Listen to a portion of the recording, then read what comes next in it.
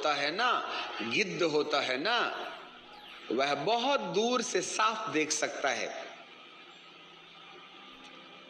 उसकी आंखें zoom lens की तरह काम करती, और वह दूर से अपने शिकार को देख रखी एक मुर्गी बच्चे के साथ में चर रही, और बच्चे भी उस मुर्गी के इर्द गिर्द हैं। तो सबसे पहले वो आता है और मुर्गी के ऊपर चोंच मारने का बहाना करता है।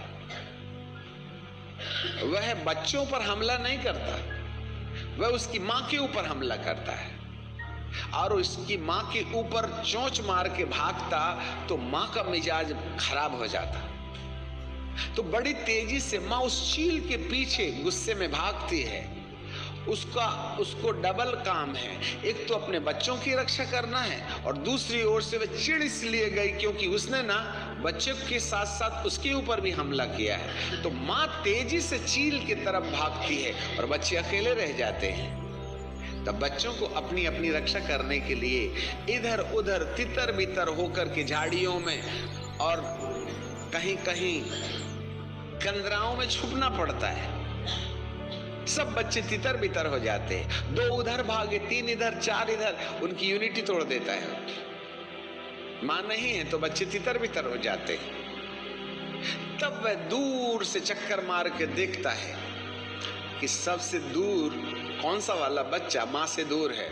पर मां फिर वापस आती है तो डरे डराए बच्चों में से 4-5 बच्चे उस मां के पास आ जाते हैं और इर्द गिर्द होकर के वह उसके पास सहमी दशा में बिना शोरगोल किए चुप खड़े हो जाते हैं, क्योंकि मां अपनी आवाज से संकेत कर रही कुकूक कुकूक।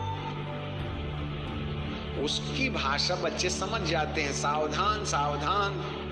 परंतु बेचारे और भी बच्चे थे डरे सहमे हुए थे जो ही दूर हैं। तब उसकी लेंस भरी आंखें उस दूर वाले बच्चे को देखती है कि कौन सा वाला बच्चा मां से दूर है। तब वह तेजी से उस बच्चे के पास आता है, क्योंकि उसको मालूम है और मां इस बारे में बेखबर है कि मेरे पास 15 बच्चों में से 8 ही मेरे पास हैं। अब जो 8 उसके पास हैं उसको छोड़ करके वो जो बच्चा दूर है ना उसको बचाने नहीं जा सकती। इसलिए मुर्गी की हरकत रुक जाती है और वो बाज बहुत आसानी से बिना ऑफेंस के जो बच्चा मुर्गी से दूर है उसको बिना कष्ट के उठा के ले जाता है। दिस इज द स्ट्रेटेजी, याद रखिए। इसी तरीके से अंधकार की शक्ति का भी हमला होता है। जी हाँ, वह हमें तोड़ देना चाहता है, अपनी मां से अलग कर देना चाहता है, अपने परमेश्वर की परमेश्वरत्वता से भटकाने का प्रयास करता। वो आपको दारू भट्टी नहीं ले जाएगा, आपको चोरी करवाने नहीं ले जाएगा, ये घटिया धंधा वो नहीं करता। उसका काम है You may not have the divine encounter with God. तुम्हारा सामना आमना अपने परमेश्वर के साथ ना हो जावे, यही मेरा प्रयास रहता है कि तुम उस सत्यता को ना जान लो। जिस दिन तुमको सत्यता मिल जाएगी उस दिन तुम मेरे लिए तबाही का कारण बन जाओगे, और मुझे अपनी तबाही से रोकने के लिए तुम्हें सत्य से भटका के रखना मेरी सफलता है। इसलिए वह चर्च के ऊपर, कलीसिया के ऊपर और विश्वासी जगत के ऊपर और याजकों के ऊपर जो हमला करता है कि तुम्हें परमेश्वर की सत्यता के बारे में बहुत सफाई के साथ में मालूम नहीं होना चाहिए। तुम चंगाई में उलझे रहो, भविष्यवाणी में उलझे रहो, आशीर्वाद में उलझे रहो, राजनीति में उलझे रहो और कामों में उलझे रहो। बाहर भी मत जाइए, अंदर ही रहिए, जिससे कि तुमको सेल्फ सेटिस्फैक्शन मिलता रहे। परंतु परमेश्वर की पवित्रता और परमेश्वर के बहुत नजदीक में नहीं जाना, नहीं तो वो तुम्हारे साथ हो लेगा तो तुमको साथ ले जाएगा और मेरे राज्य में गड़बड़ी फैलाएगा। भेड़ नहीं बनना। तो भेड़ों का चरवाहा भेड़ों के आगे आगे रहता है और बकरियों का चरवाहा बकरियों के पीछे रहता है। जिस दिन तुम भेड़ बन जाइएगा तो चरवाहा आगे आ जाएगा, और जब तुम बकरी रहिएगा तो भेड़ पीछे, तो चरवाहा पीछे रहेगा। जिस दिन भेड़ बन जाए तो चरवाहा सामने आगे रहेगा, और सामने से जब भेड़िया आएगा तो वो तो भेड़ को देखेगा, चरवाहे को देखेगा ही नहीं। अच्छा, भेड़ों का चरवाहा अपनी भेड़ों के लिए अपना प्राण देता है। यदि इंसान भेड़ बन जाए तो चरवाहा मजबूरन सामने आ जाएगा, और सामने से आ रहा है भेड़िया। अब आप ही बताइए, उसको तो भेड़िए को तो भेड़ दिख रही है, परंतु भेड़ और भेड़िए के बीच में जो खड़ा है वो दिखाई देता क्या? और वह प्राण देने तक दुश्मन से लड़ेगा।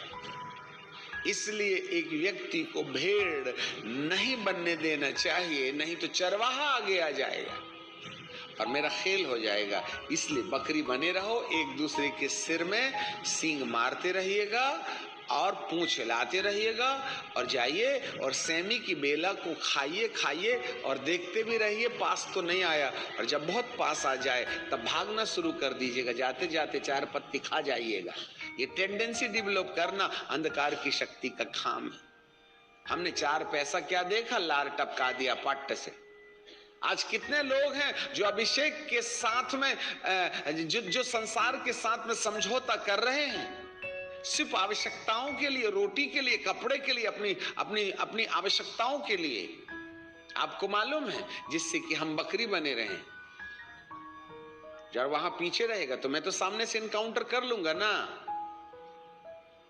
याद रखिएगा, उसका शासन इस बात पर नहीं कि वह तुम्हें अपराध में लिप्त करा दे, उसका शासन इस बात में कि तुम परमेश्वर के सत्य से जुड़ मत जाना, तुम परमेश्वर की परमेश्वरत्वता के सामने आमने मत हो जाना। नहीं तो जिस दिन परमेश्वर की परमेश्वरत्वता से तुम्हारा आमना सामना होगा, उस दिन तुम्हें प्रभु भेड़ के रूप में बदल देगा, और जिस दिन आप भेड़ के रूप में बदल जाइएगा, उस दिन चरवाहा जो अब तक न जाने कहां था, वह तुम्हारे सामने खड़ा हो जाएगा आपकी रक्षा के लिए। और ऐसे समय में भेड़ों की रक्षा ही भेड़िए की तबाही है, वो जानता है। हालेलुया। ये है उसका शासन। आज कितने लोग भटक गए। बीते दिनों में हम हिमाचल की पहाड़ियों में थे और परमेश्वर के साथ कनेक्ट होने के लिए 1 सप्ताह डीप मेडिटेशन में जा चले गए, और घंटों 2-2, 3-3 घंटे शून्यता की दशा को प्राप्त करते हुए हम आसमान के ऊपर जाने के प्रयास में थे। आपको जानकारी मिले, जब हम पहले दिन की तपस्या में थे, हमारे साथ जितने मेंबर थे सबके साथ अंधकार की शक्तियों का अटैक। दूसरे दिन फिर हम भिड़े रहे। 6वें दिन में एक बड़ा भारी बाज, जिसका रूप विकरार था, वह क्या बोलता है, तुम यहां क्यों आए हो? हेलो, समझ में नहीं आता। हमने अंधकार की शक्ति से कोई पंगा नहीं लिया।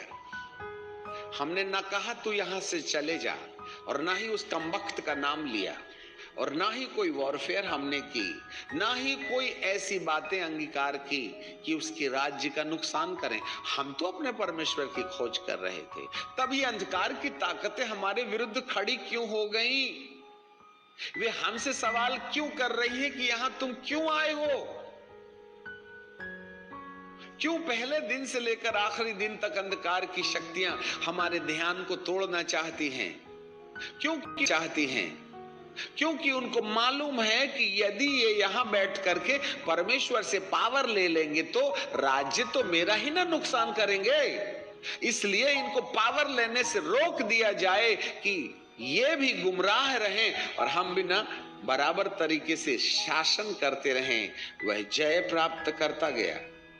आज 99.99 लोगों को जो यीशु मसीह के पीछे चल करके बाइबिल को सिखा रहे हैं, वे आज भी परमेश्वर की उपस्थिति के एहसास से करोड़ों मील दूर हैं। वे फिलाडेल्फिया की कलीसिया में कन्वर्ट नहीं हो पाए। फिलाडेल्फिया की कलीसिया का रहस्य उनके जीवन के अंदर में समझ में नहीं आया कि तू वचन के अनुसार चल करके जिन कामों का तूने निर्धारण किया है, उस कारण से मैं तुझे एक दरवाजा खोल के देता हूं जिसको कोई बंद नहीं कर सकेगा, और संसार के ऊपर आने वाली विपत्ति तेरे ऊपर नहीं आने दूंगा। इस मामले में मैं कभी बर्दाश्त नहीं करूंगा कि तू फिलाडेल्फिया की कलीसिया के समान ब्लेमलेस बन जाए, नहीं तो मेरी तबाही का सबब बन जाएगा। शासन करने का तरीका उसका यह है कि तुम्हें परमेश्वर से कनेक्ट नहीं होने देता। आपका संबंध परमेश्वर से नहीं हो जाना चाहिए। आप अपने आप में परमेश्वर के साथ एक ना हो जाएं, नहीं तो ईश्वरत्वता जब तुम्हारे अंदर में आ जाएगी तो बिना कारण से उसकी राज्य को नुकसान होना शुरू हो जाएगा। वह जय प्राप्त करता हुआ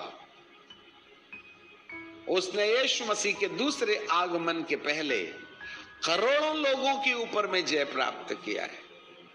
हम तो अंदर वाले हैं तो अभी अंदर नहीं हैं, बाहर वालों की तो चर्चा ही नहीं करना।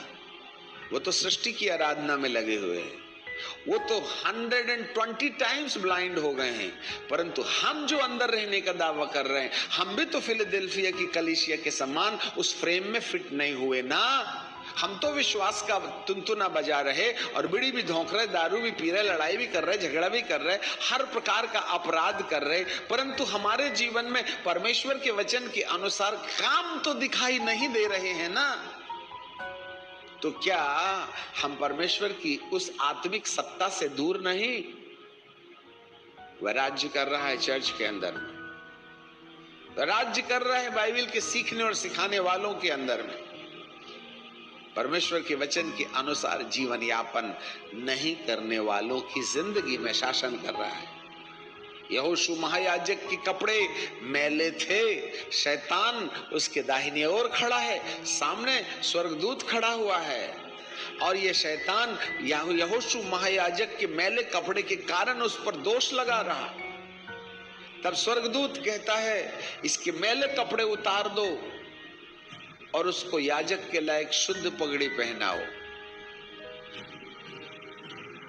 आज कोई नहीं चाहता है अपने मैले कपड़े उतारना। हेलो, जब हमारे मैले कपड़े ही नहीं उतरे तो हमें शुद्ध पगड़ी कैसे पहनाई जाए? वह शासन कर रहा है कि आप मैले कपड़े ना उतारें। वह शासन कर रहा है कि आपके सिर में पगड़ी ना पहनाई जाए, नहीं तो तुम मध्यस्थी करना शुरू कर दोगे याजक के समान। और तुम्हारे परमेश्वर के सामने यदि तुमने मध्यस्थी कर दी तो मजबूरन तुम्हारी मध्यस्थी के कारण वह आएगा और मेरे साम्राज्य में गड़बड़ी पैदा करेगा, और तुम ही वो पॉइंट हो जो स्वर्ग के परमेश्वर को धरती पर लाने में दबाव डालिएगा, शुद्ध कपड़ा पहन करके और याजकी पगड़ी पहन करके। इसलिए वो परमेश्वर धरती पर हमारे साम्राज्य पर हमला ना करे बोल के मैंने तुमको शुद्ध कपड़े पहनने के मामले में अंधा कर दिया, जिससे कि तुम अपने शुद्धिकरण पर विश्वास ना करो, और आपकी पगड़ी तो सिर पर ही नहीं होगी तो सवाल ही नहीं उठता है मेरा राज्य बचा रहेगा। We are blind like anything. इसलिए इफिसियों की किताब 1:16 में बाइबल कहती है, मैं तुम्हारे लिए प्रार्थना करना नहीं छोड़ता और पिता से विनती करता हूं कि प्रभु तुम्हें ज्ञान और प्रकाश की आत्मा दे, जिससे कि तुम जान जाओ कि पवित्र लोगों के साथ मिरास की महिमा का धन क्या होता है।